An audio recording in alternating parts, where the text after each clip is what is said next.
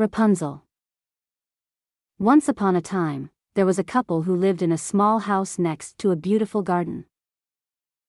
The wife, who longed for a child, often gazed out of the window at a lovely garden belonging to a wicked witch who lived in a tall tower.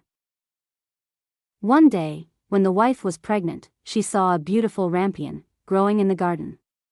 She craved it desperately, but it was inside the witch's garden, and she knew she couldn't pick it without the witch's permission.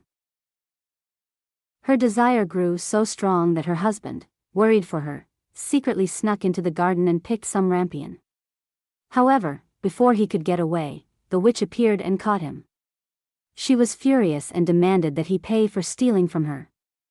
The husband begged for mercy, saying that it was for his wife, who was craving the rampion. The witch, who was cunning, agreed to let him go, but only if they gave her the child that would be born. The husband, desperate and afraid, agreed.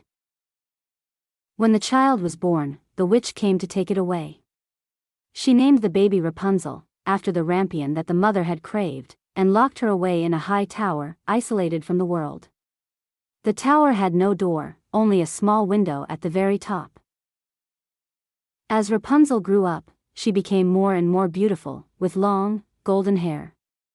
Every day, the witch would visit her and call, "Rapunzel, Rapunzel, let down your hair." Rapunzel would then let down her long hair, and the witch would climb up to the tower. One day, a young prince was riding through the forest and heard Rapunzel singing from the tower. Her voice was so sweet and beautiful that he followed it and found the tower.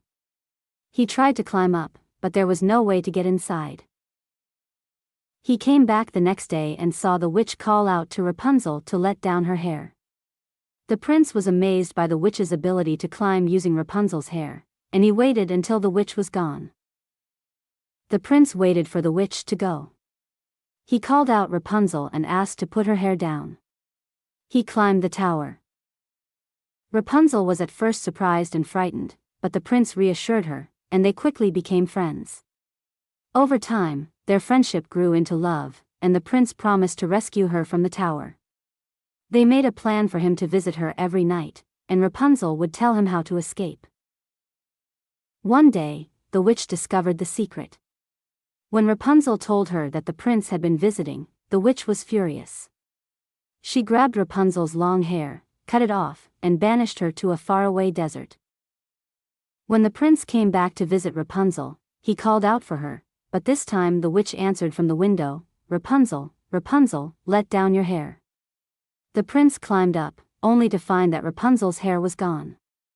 The witch told him that Rapunzel was no longer there and that he would never see her again. Distraught, the prince wandered the wilderness for many months, searching for Rapunzel. Finally, he came upon the desert where she had been cast away.